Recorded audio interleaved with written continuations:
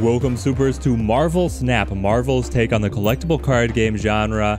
I have an awesome deck to be able to showcase for you guys, led by none other than the Lord of Asgard, Odin himself, looking for cards with powerful on-reveal effects that when he hits the board, he's going to be able to double those effects.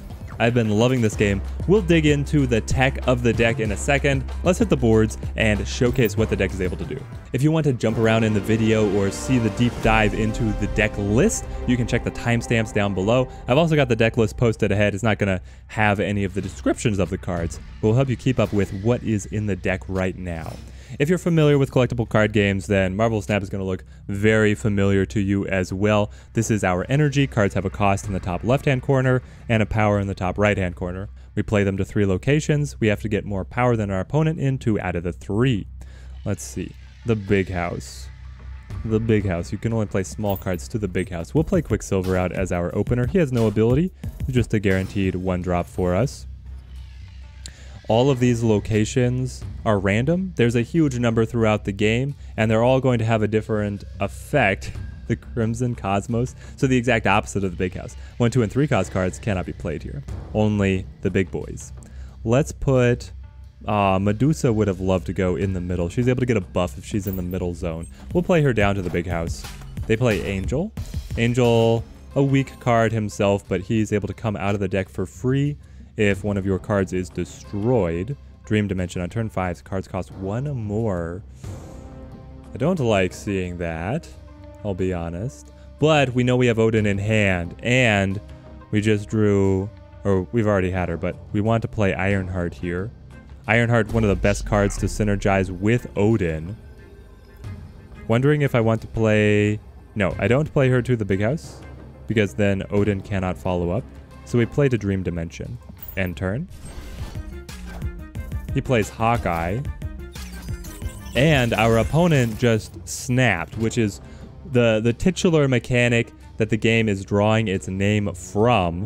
I'll discuss it in a second. Right now, we are going to make big plays here. Nightcrawler is able to move. So even though we have filled up this location at 4, we have the flexibility to bring him away and open up an additional play here if we need it. Star-Lord is a little bit of a gambler. Our opponent, if we match our opponent, will be able to gain a buff. And because he played Hawkeye, this kind of tipped me off that he was going to play to the big house. Hawkeye gains a buff if he follows up playing here in this next round. So here we hit him with the Star-Lord. Got him. +3. Oh, we matched the Star-Lord, so he knew that I would do it. It's so good. Back to what the snap means.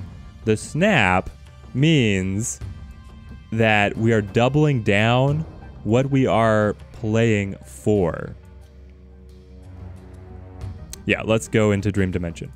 Up here is what they call cubes. It is your currency that represents your rank. I think cubes is a stupid name, but that's what they've given us to work with, so that's just what we've got. Let's drop the Odin. This is going to be a huge play. So Odin hits the board as an 8-strength body, and he's going to double Ironheart's ability. She'll be able to scan out 3 new targets to give her buff to, and I'm feeling confident. Confident enough to snap myself and double down yet again to play for 8. I'll do it. I'm a madman. So when you play a game, this is the number that you are wagering. If I win, I take 2 cubes. Next round, it'll be 8 from the monkey. And at any time, you can retreat if you feel like you're actually encouraged to bow out of games that you feel that you are losing to be able to cut your losses. You start at 1, if you snap it will double, and then to play the final round it will double again, so that's where the stakes really go up, and I think it's just a brilliant mechanic. It means that your closely matched games are going to be worth the most, and if you run into a terrible matchup you can bow out for minimal consequences. But there, we were able to gain 8 cubes. Our opponent lost 8, so he's going down in the rankings. We're going up. We gain what's called boosters to be able to improve the appearance of our cards, collect all our rewards. Let's dive into the deck. A brilliant victory for Odin. On reveal, activate the on reveal abilities of your other cards at this location. So powerful, as we saw, synergizing with Ironheart, where all her power is on this ability, giving 3 other cards +2 power. But let's go through the deck one by one here. We've got Electra on reveal, destroy a random enemy 1-cost card at this location. You're using its theme. We want on reveal effects. Being able to kill an enemy 1-cost is, if they hit a small 1-cost, is not that good, but because so many decks that will play a lot of 1-costs or just a lot of bodies in general are looking for ways to put buffs onto those pieces, being able to take them away, I find quite useful. Nightcrawler here does not synergize with Odin, but is very flexible. He's able to move once a turn, able to get into locations that have a unique effect that would prevent you from getting in there otherwise, or just be able to balance out your board if you see that you've overplayed into one location and need to support somewhere else. Quicksilver is here to be able to balance out our energy curve. He is guaranteed to start in our opening hand, making sure that we have a turn 1 play. Now, 2 strength is not going to be a make or break deal, but I like being able to put pressure on my opponents early, especially with the snap mechanics, where if you get an advantage out of the first 3 or 4 turns in the game, you could snap and then try and scare your opponent away from continuing, even if you haven't drawn the juice to be able to finish out the match, and you know it, the opponent doesn't. Medusa here on reveal, if she's in the middle location, gains +2 power. So reliable to be able to hit, and then Odin being able to potentially double it again is fantastic. Star-Lord is our gambler. If your opponent played to the same location that Star-Lord was played to, he gains +3 power. And as we saw in the previous match, there's ways to be able to mind game and understand where your opponent is going to go. We had the 2 Star-Lords hit each other. Sentinel here on reveal, add another Sentinel to your hand. Similar to Quicksilver, he's helping us with our energy curve. If we can play him early, we will know that we have more 2-drops to be able to play if potentially we don't draw the mid-range of our deck. But we really want to have the mid-range of our deck. These are the cards that synergize so beautifully with Odin. Ironheart and Wolfsbane as our 3-drops. They're effectively the inverse of each other. Ironheart buffing 3 other cards and at 0 strength herself. Wolfsbane buffing himself for the number of allies at his location. The interesting thing is that both 3-drops, if played on round 3, are not able to hit the ceiling of their power. But because Odin is going to be able to get them to trigger their abilities again, they are so worth it. Kazar here, I just love Kazar, and as a 4-drop, my 4-drop in my deck, or my full catalog, is very slim. I think the thing is terrible, and White Queen, while she does have an on-reveal effect, is quite bad as well. So we play Kazar, just because he's good enough to take, and he's going to buff our little 1-drops as an ongoing effect, so he doesn't synergize with Odin. Iron Man, also an ongoing effect here. Total power is doubled at this location. He's just so powerful, I had to take him, even though he doesn't synergize with Odin either. White Tiger does synergize and is potentially the best card in the deck to hit with Odin, because her ability shoots out a 7-strength spirit body to another location. So she has the potential, similar to Nightcrawler, to get into locations that would otherwise be locked out. And because she's a 5-cost with all of her strength put into the ability that Odin is able to duplicate. So this is where I think Odin's power is just absolutely crazy. He's an 8 strength himself. I honestly think Odin could get nerfed and he's still going to be good. To give a benchmark from other 6-drop cards, just to showcase how good Odin really is, let's look at Blue Marvel. Blue Marvel, great card. A lot of decks are going to run it. You get +1 power to all other cards, and he's a 4 strength himself. Your maximum number of cards that he would be able to buff is 11, so at Blue Marvel's absolute ceiling, he is a 15 strength. Odin, at an 8 strength starter, if he hits Ironheart, giving an additional +6 strength, he's suddenly hitting the board for a 14 power swing. That means that Odin, with only 1 trigger on his ability, is exactly where Blue Marvel is at Blue Marvel's absolute ceiling. And so then if Odin is hitting multiple cards to be able to duplicate their on-reveal effects, it's just putting him way over the top. Let's get some more games in and see what the deck is able to do in different situations. Ever consistent Quicksilver is right here. We've got Kiln. You can't play cards here after turn 4. So we would like to be able to load it up and then see it locked down with us in the lead. Then we only have to focus on one other location to be able to secure victory. Mirror Dimension at the end of turn 3, transform into one of the other locations. Ooh, that could really put the pinch on us if it transforms also into Kiln. We don't know what this third location is, but with 2 Kilns that will be locked out at turn 4, it's very hard to spread your early cards across 2 locations. We'll see what happens. Our opponent has not played a single card. Is it just an absolute bricked hand, or is he gone? Are you asleep, my friend? New York, on turn 6, you can move cards to this location. Well, that's quite fun. It means that we can play into Kiln, and if we end up winning handily on one of these, we'll be able to bring support over to New York. Okay, our opponent has woken up. See what they're able to do with the later half of the round. They were only 4 power behind, missing the early drops. It's still oh no. And you morphed into a Wolfsbane who has to have an ally to be worth anything. Worst case scenario for our opponent. We'll put Wolfsbane ourselves over here. See what our opponent wants to do. Wolfsbane will be able to gain the buffs, and then with New York, on turn 6, potentially able to pull over our priority cards. We can be in a great situation. And moving happens before revealing abilities. Our opponent has played here as well, so we're happy that Wolfsbane is here. Rocket, very similar to Star-Lord. The Guardians of the Galaxy all have tight synergy. Oh, they actually take the advantage. No! That's fine, that's fine. We still have ways to be able to play around this. Because Nightcrawler now can move to Kiln, take the advantage there. We'll be winning 2 of the 3. And we can just put Force into New York. What is the best play? Is it Iron Man Odin? Odin won't be hitting any on-reveal abilities, but his stats would then take us to 16 points in New York. I feel like that's worth it compared to the other options available. Let's end turn. We take the advantage in Kiln 1. They play Gamora. Oh, this Guardian deck is smacking us. He's able to know exactly where we play, especially when these regions lock down. But I don't think it will matter. Not unless he has some sneaky way to be able to steal these locations away from me. And at the same time, we're going to actually take the advantage here in New York, so he needs to shore up New York. What do you have? Honestly, I'll snap. Try and take some more cubes out of this. See if our opponent is feeling it. Or will they simply retreat?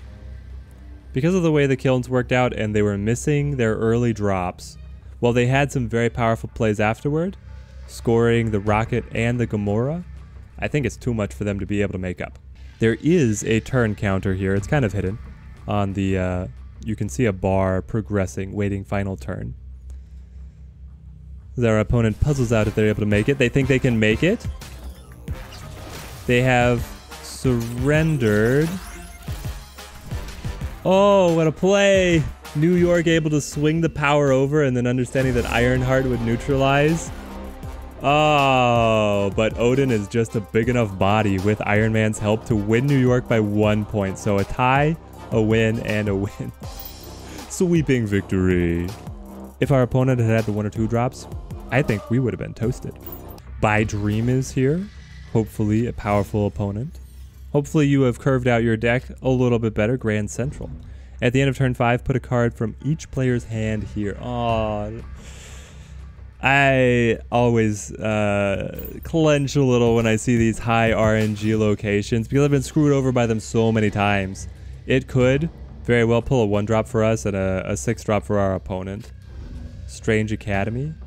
All cards here at the end of round 5 get moved to other locations. That doesn't really bode well for us. Because it means that you want to put your turn 6 play onto Strange Academy to be able to win it.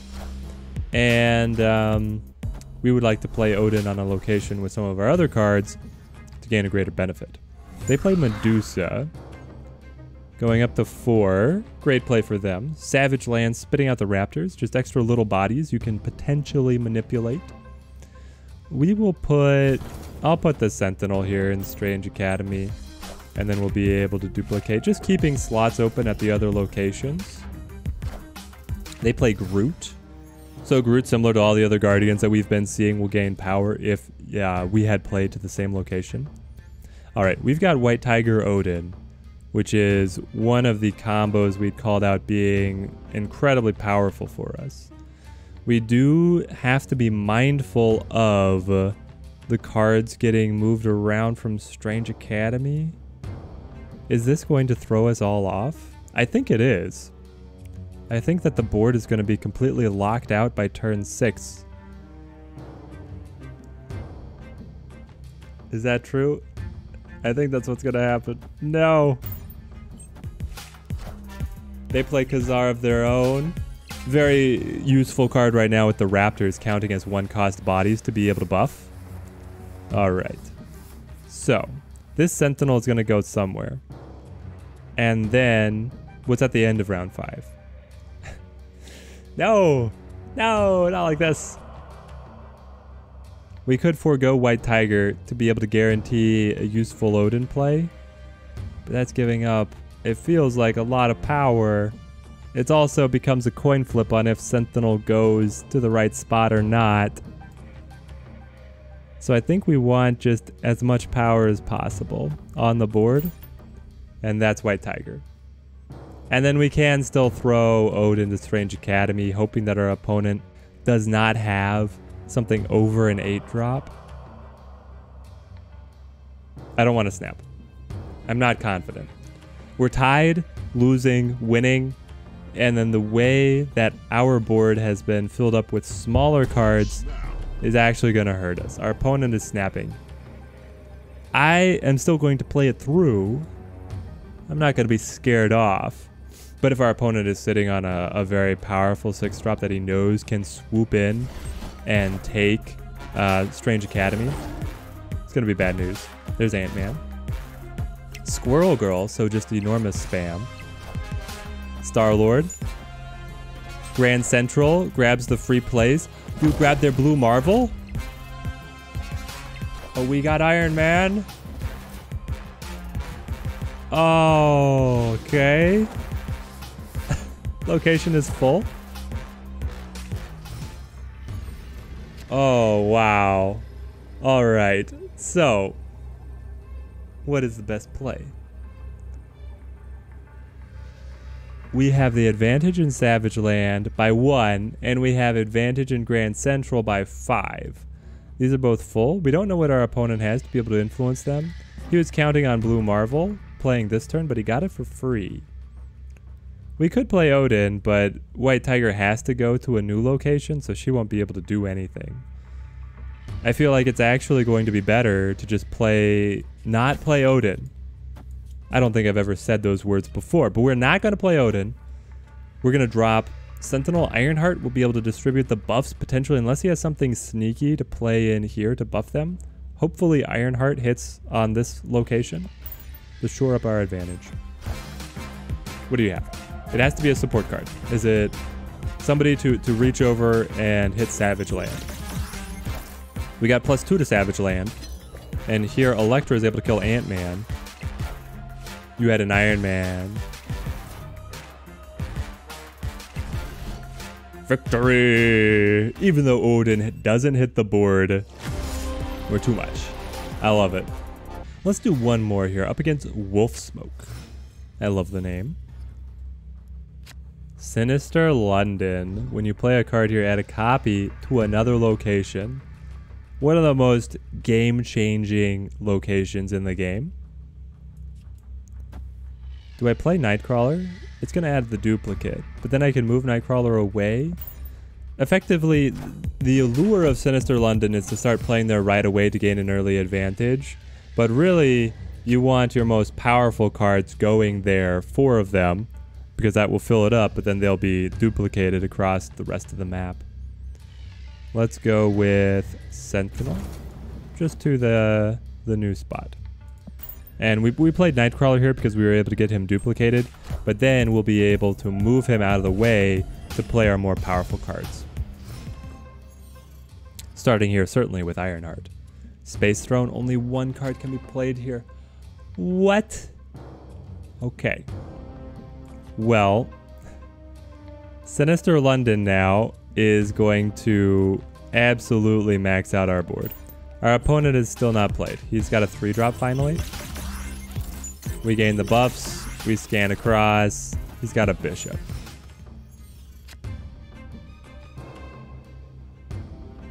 Wow. Let's see. I have so many cards, but they're just going to lock locations out. I don't know. Do I want White Tiger?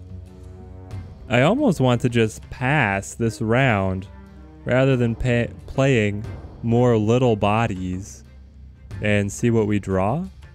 Because 2 more plays is all it will take. We play 1 here, it'll duplicate. Play 1 here, it will duplicate. I'll end round. He plays Devil Dinosaur. Devil Dinosaur draws power based on the number of cards in his hand. And it is beating us at the Space Throne. He's got Nova. Double Nova. Ooh.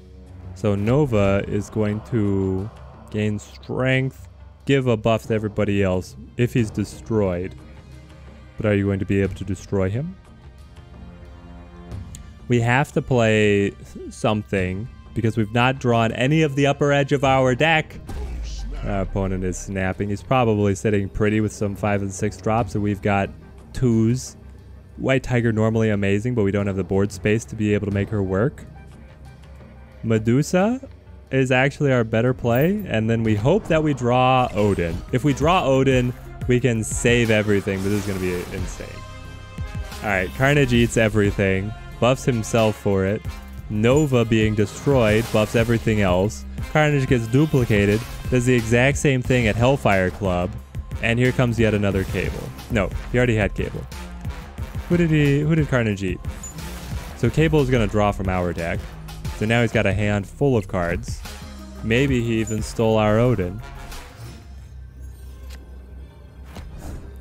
No, no, not like this. So we're losing at every single location, and if we play the final round, we're going to have to pay the price. We retreat here.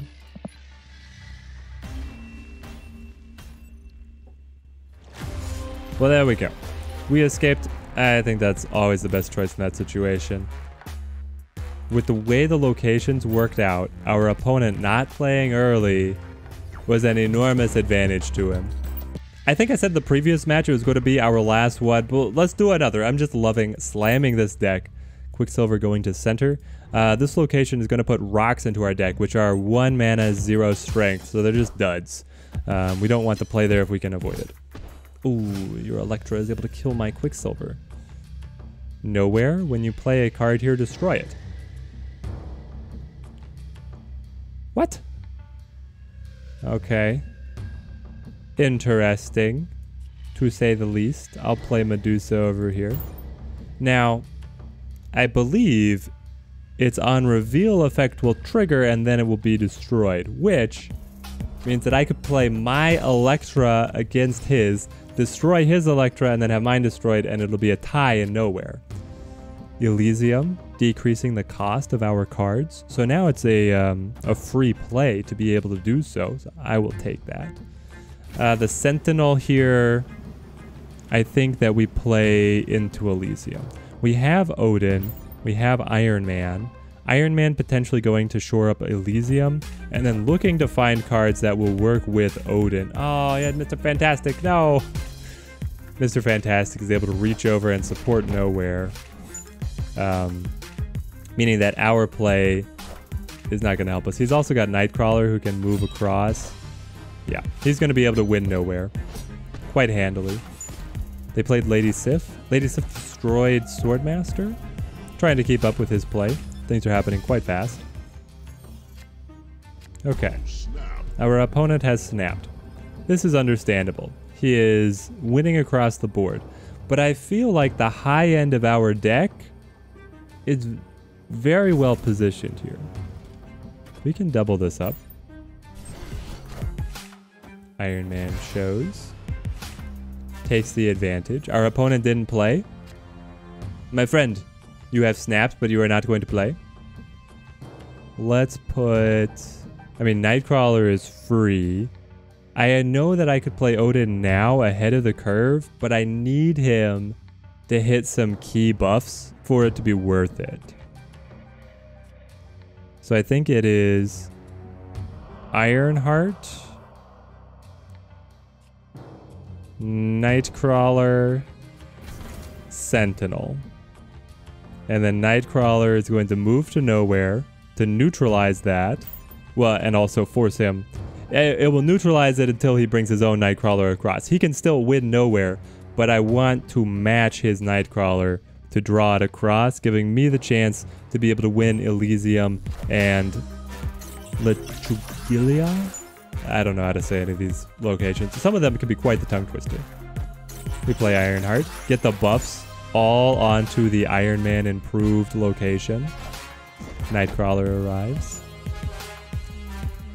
If we get a stray Ironheart buff onto Nightcrawler when Odin causes Ironheart to repeat her ability, that could be what it takes. Now, there's a difference in the game between playing a card, moving a card, and adding a card.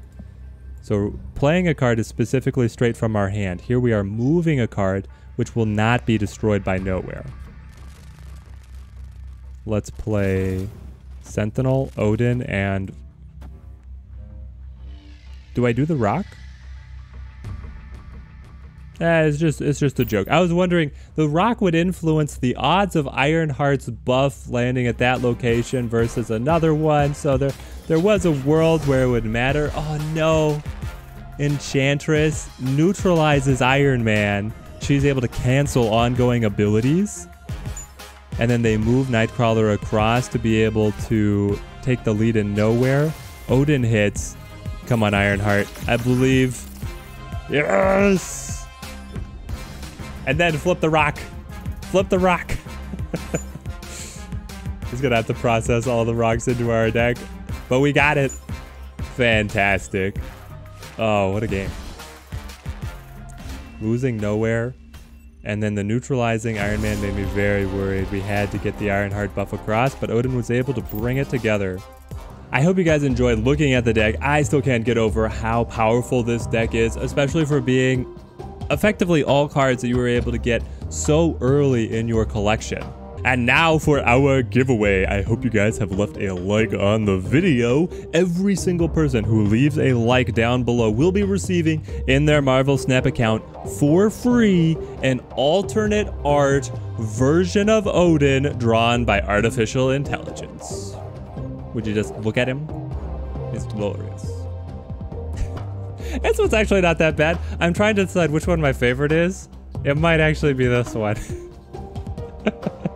His legs are just merged with his cloak, and then his beard is coming straight out of his helmet. But if you look at it if you don't look at it too closely, yeah, you can tell it's Odin. Anyway, guys, let me know in the comments what decks you have been finding success with. I would love to try them out, be able to add some spice to my own deck building. Thank you guys for watching. Till next time, have a good one.